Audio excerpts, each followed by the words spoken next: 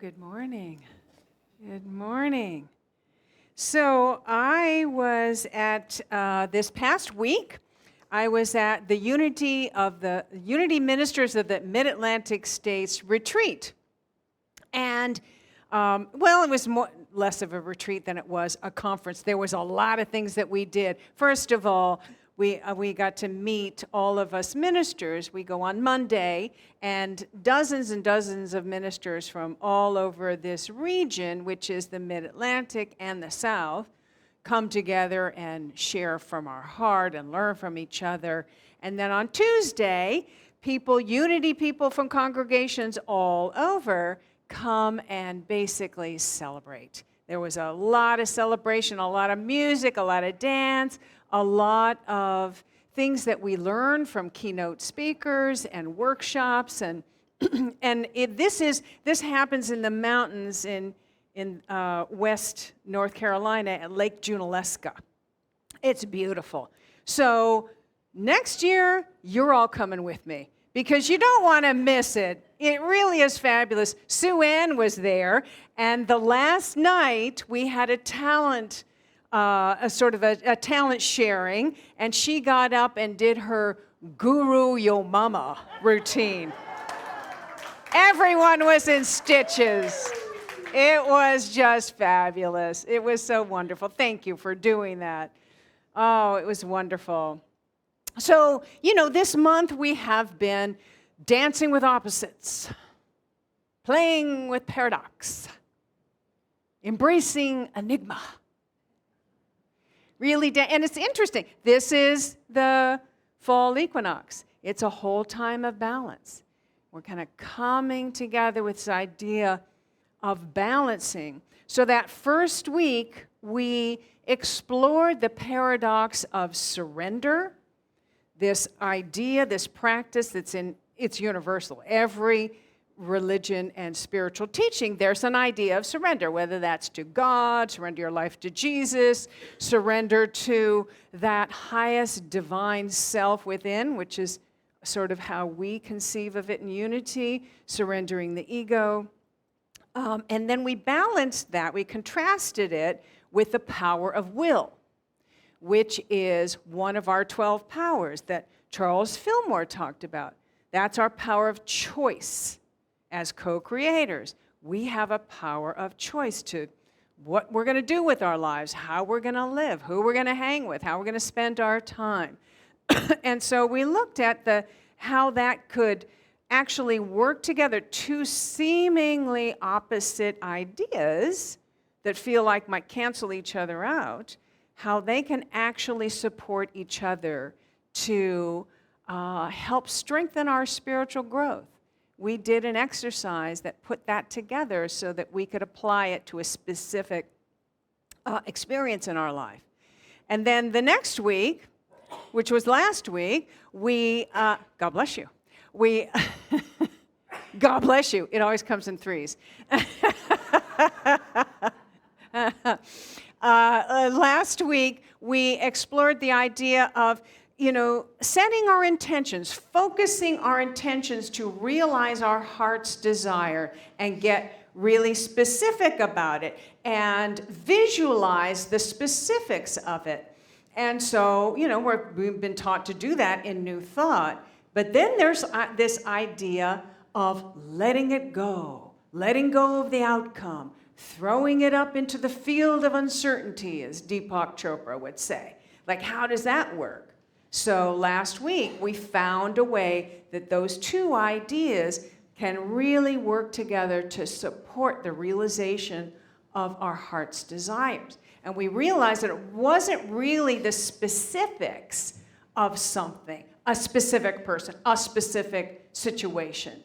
It's the activity of visualizing and having an image helps to lift our vibration, so that we move into a higher creative field, that we're literally vibrating with the realization of our heart's desires. And then we can release the specific. And that's how we played with that idea. So today, I'd like to talk about really the ultimate paradox.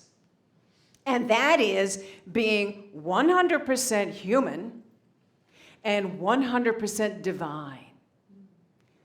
How can that be? Those of you with a math brain are like, 100, that's 200. You think that doesn't work. But it's interesting when we look at it from a deeper spiritual perspective. How can we be 100% human and 100% divine? So let's start with the human part of us. The way I see it, being 100% human is to be grounded in our life, to be really grounded. And so that means a few specific things. Being conscious of our body, being fully in our body, really listening to our body, moving our body, being conscious of our physical body. You know, a lot of people are kind of all in their heads all the time, and they're not, aware so much of their body. But we do have this wonderful vehicle that is here for a purpose to allow us to fully express and fully experience the joys of this physical universe. So being fully in our bodies. But then our brain, we don't want to ignore the brain. The brain is a very important thing, and we want to exercise our brain, particularly as we get older. We want to actually do things that can exercise our brain, whether that's learning some new talent, some new skill, learning a new language, doing puzzles, Sudoku, Wordle, whatever those things are. Whatever you do helps us to kind of exercise, keep ourselves sharp, right? Another piece of being fully human is to be fully connected with our heart, right? Physically, heart healthy, yes, but also metaphorically. This is the center of our love, of our empathy, of our compassion. This helps us connect with others. This is the humanity part of being human. We also want to feel our feeling, allow our feelings, right? We don't want to, I know in some spiritual new thought things, it's like, no, I don't want to feel the feelings. I want to go directly to spirit. Well, that's, as they call, spiritual bypass. No, if we allow our feelings and express them in a healthy way, they tend to just flow through, and we can release it easier. The other part of being 100% human is to have the life structures. Reverend Michael Beckwith talks about this a lot. Having your life structure in order. That's your finances, your housing, your relationships, your work situation. We want to have our life structures in order so that we are free to think higher thoughts. So this is being 100% human. This is how I see it. Now, let's look at what it's like to be 100% divine.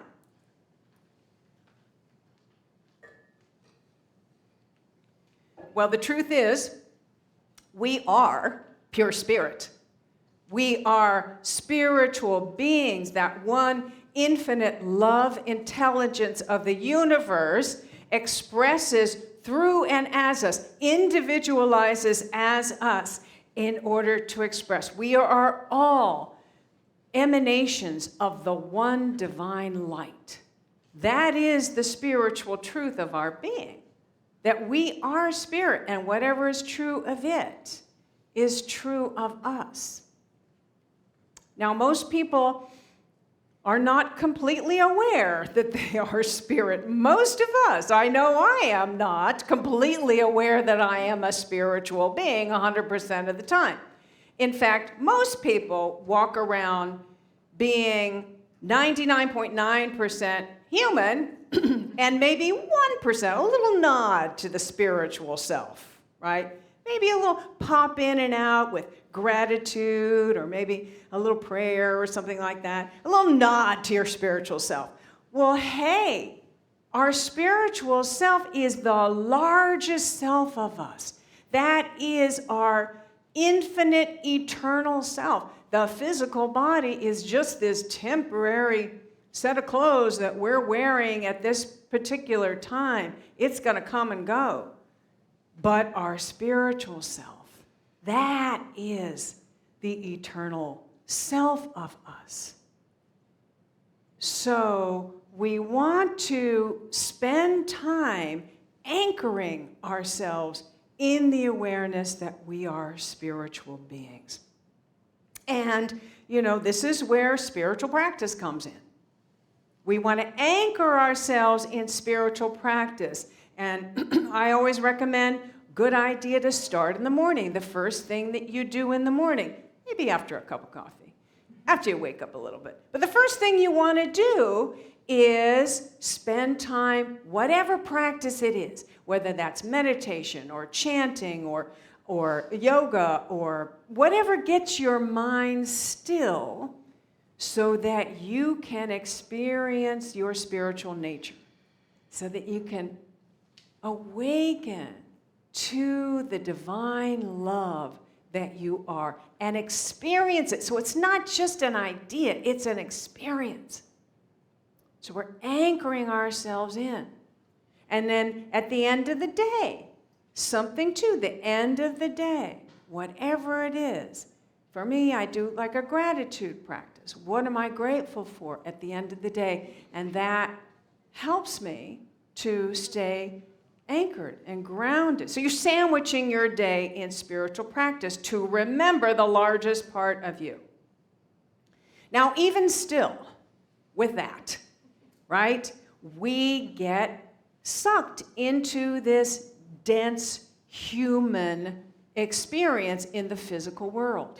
This is a very dense dimension in this human form, and it's a world of duality, isn't it?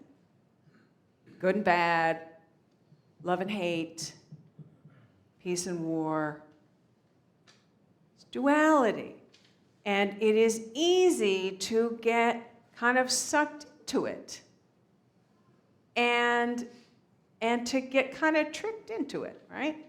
Kind of trapped here. And that happens with, we all have challenges in our life. We all have personal challenges. We all have group challenges. We're having a bit of a challenge right now, which we are working through here. We have the collective challenge. We have a challenge of living in this very polarized climate right now of us and them. And so our day can get away with us, and those fearful thoughts that kind of seep in, you don't even have to watch the news, or it's just the collective consciousness of duality filters into your mind, into your soul. And so we want to have available to us something that can help us snap out of it. Remember that movie Moonstruck with Cher? And he said to her, "I love you." And Cher went, "Snap out of it." We want to snap out of being pulled down into a dense human reactive. And it's not even being 100% human. It's not. It's just being reactive. We're reacting to whatever's coming in. Most people live their lives as reactive beings. From day to day to day to day. That same reacting day over and over and over again. So we want to break that cycle and snap out of it. And one of the things that one of the presenters, I want to share a few things that I learned this week, these wonderful tools. And this came from Jim Blake, who is the CEO of Unity Worldwide Headquarters. Jim Blake is an imposing figure. He's a big guy, really muscle. I mean, he's been a weightlifter, I think, all his life. And he's really tall and really big. And, it's just like stately. And you just go, ugh. But he's got a big heart. He's got this soft heart. He is like the sweetest guy. And he came and spoke with us on that Monday with the ministers. And he shared with us a tool that we can use to snap out of it. And he called it a touchstone.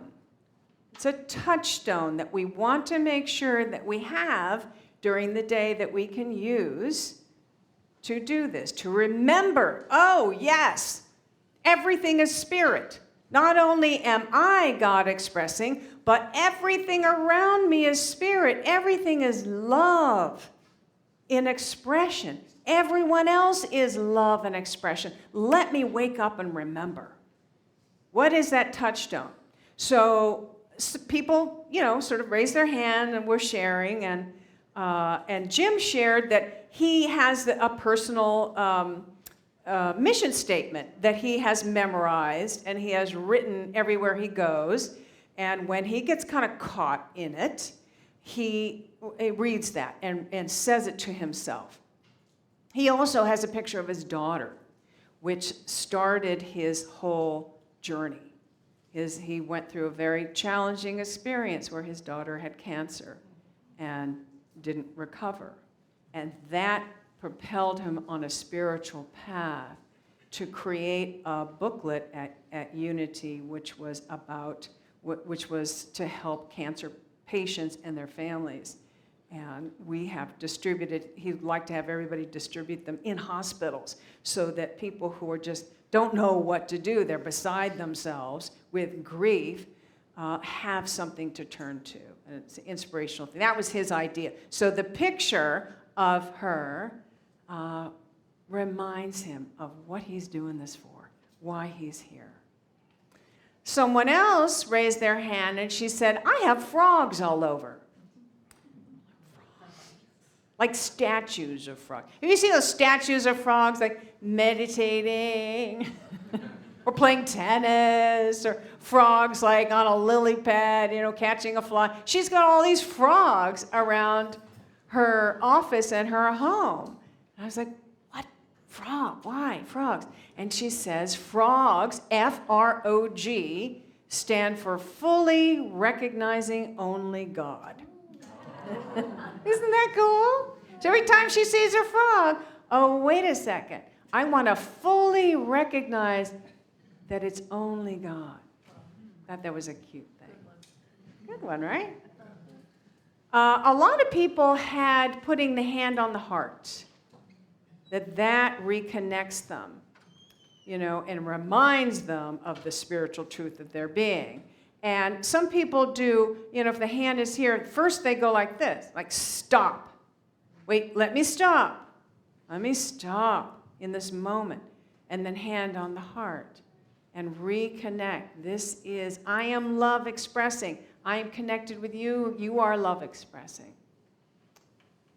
For me, it is the breath. It's stopping for a second, closing my eyes if I can. I'm driving, no, I'll just take a deep breath. And that breath is the breath of life. It is the breath of spirit. And it reminds me that I am not just this human physical being. I am a spirit. This is spirit. That one life that is breathing through and as me is breathing through and as everyone and everything. And in one of the evening's presentations, somebody was sharing about the idea of Yahweh. The ancient Hebrew word that has many different translations, and it can mean I am, he that is, he who makes that which has been made, absolute existence, or the totality of existence.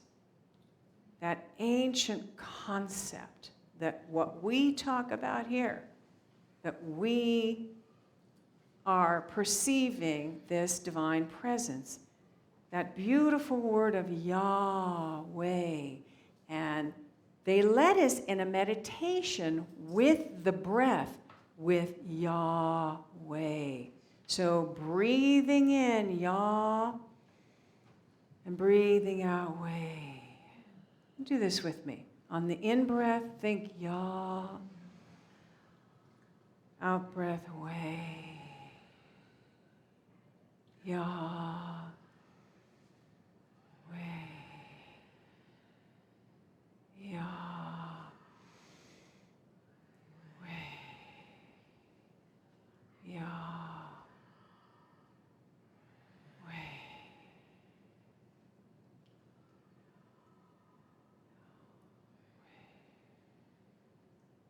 Feel that peace. The shift is just palpable. You can really feel that shift. There's something really deep and ancient and miraculous about that word and us taking it in with the breath, the inspire. That's inspiration, breathing in, exhalation, breathing that in. It becomes part of us. So I invite you this week to incorporate that for a minute or two or however long you'd like in meditation and see how that shifts it for you. So now it's your turn. I would like for you, there's a mic right here, look at that. How handy. I would like to invite anyone here who has a touchstone that they use to remind themselves to stop and remember who they are, or something they're thinking about that they'd like to start using as a touchstone. And so, who wants to breathe that brave soul? Come on up, Katie. Yay. I looked at my mom when she started Is this talking. on? Is it on? We're good? And I was like, Mom, I teach this to my students all the time.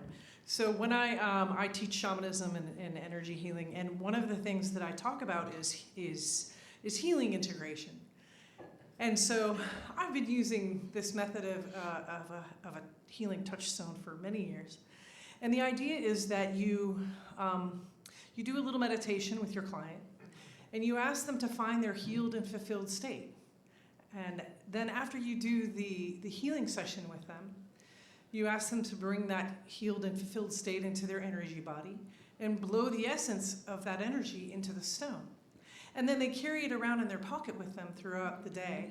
And anytime they get triggered by anything that is where they're sourcing from their wounded state, they take the stone out of their pocket or they put their hand around it and they recognize the trigger. It's like a psychological focus to redirect them back into what their healed state is. And then they ponder that healed state and they breathe it in and release it, and it works wonders. Wow, So, that's there you fabulous. Thank you. Thank you. I love that. See, we're going to share some ideas with each other. Who else has a touchstone that either they have used or they're thinking might actually work for them? I'm going to Sue-Ann, please. start this today. You okay? Come up to the mic. I'm going to. She's pulling something out of her Oh, okay. bag of tricks there. Okay. Hold on. Here we go. When that wonderful singer was here Hang on. doing all the daily word songs, how many people were here for that? Wow, wasn't that incredible? Yeah. Well, she had some trinkets for sale. So I got this little Isis, and she's spreading her wings. I got it as 4 of them for the Jewel song that I sing with. But I just, as soon as you were talking about touchstone, I've been having them in my purse. I just haven't given them out. Okay, so here's, and this is good. I've had a connection with Isis for a really long time. Isis is? The Egyptian goddess of everything, basically,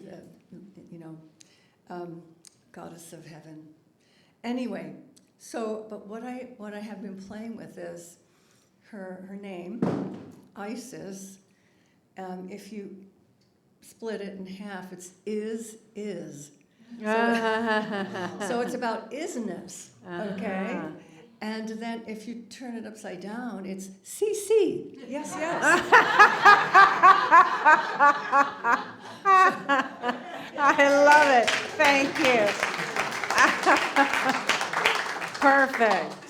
Who else wants to share a touchstone that they've used or they're thinking might be a good thing to start doing? Don't be shy. Come on up. I'm going to have to voluntold you.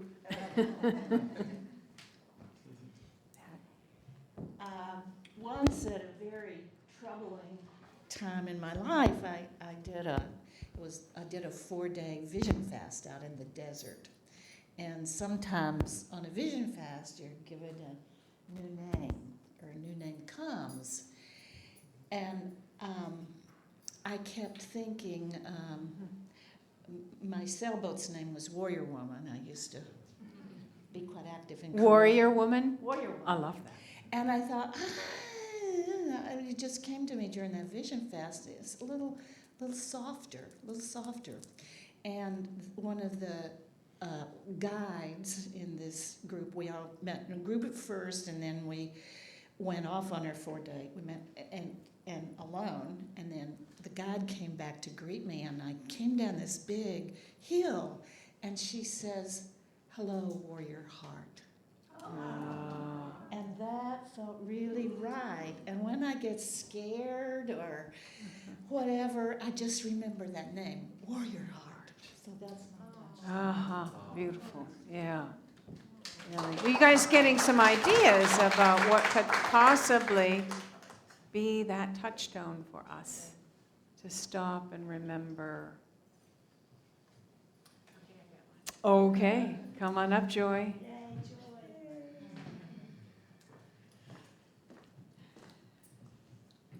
So I began teaching problem solving, and I wasn't a very good problem solver, and that this is going to be my job. And so I figured, okay. And I noticed that when I had a problem, I would either be caught in the quagmire of it and just really suffering in it, or I'd be saying to myself, I can't. And I knew that I had to do something, and I looked out and I saw a giraffe. And the giraffe, I noticed, and I was reading up on giraffes, the neck is really long on a giraffe because what they do is they go for the flowers at the top of the acacia tree where they're softer and they're more tender. And I thought, I don't have to stay here. I don't have to stay in this. There is something more. I can go up above. And what's up above? The I am. Right? And then I thought, okay, look at its knees. Its knees, the front knees go forward, and the back legs, the knees go backwards. And that's like if one way doesn't work, you try a different way. You don't keep doing the same thing over and over again. I can try something else. I can actually do something else. And then I found out it chews its cud, but there's 2 stomachs. And so it digests things, and then it releases them. And I thought, okay, I can go to the I am. I don't have to, I can be flexible. If one way doesn't work, I can go to the other way. And I can let that I am work through me, and I can let it go. Giraffe. So that's my giraffe. You're a giraffe. We know what to get you for the holidays. Love that image. Yeah. Anybody else? Yeah, Joe, come on up.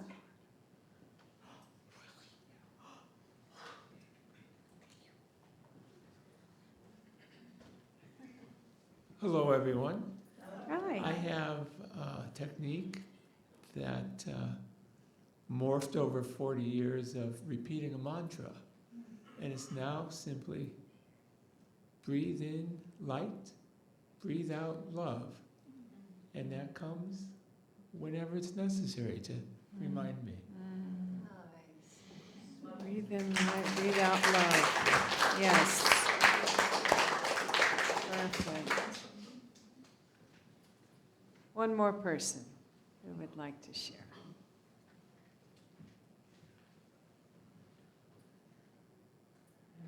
Okay. All right. Well, you've got some ideas now. Then I invite you to think about that the rest of the day and this week about what could be your touchstone.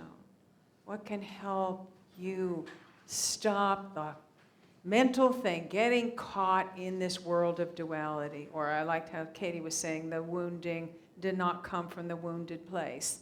And remind yourself that there's this healing that's available. That's a really great way to look at that touchstone. You know, ultimately, we want to infuse our human here and now life with spirit. Not that it isn't already. Already, spirit is expressing through and as everything, and each one of us, we just want to become aware of it. We want to become aware of it and invite the infusing of spirit in every area of our life. And it came to me in meditation yesterday. I was sitting in meditation, and I had this vision of making cookies. And you know how you make cookies? You've got the dry mixture, right? You've got the sugar and the flour and the spices and the salt and baking soda or whatever, baking powder. So that's you mix all of those together, the dry. And then over here, you've got the wet ingredients. You've got the eggs and the milk and the oil, if you use butter, vanilla, right? You don't want to put these together yet because they have to be fully mixed, each one on its own. But then you must bring them together and you must mix them completely and then bake them. And they come out as beautiful cookies. So it's us. It's our humanness taking care of all of those parts of our humanness and really allowing ourselves to be fully human. Those are the dry ingredients. And then the wet ingredients is all of our spiritual practice. And we bring them together, blend them, and we become a delicious cookie. Namaste. Hi. If this video has inspired you, opened your heart, expanded your consciousness, filled you with hope, empowered you in some way, we encourage you to support what we offer here at Unity Center of Peace by making your donation now. And thank you.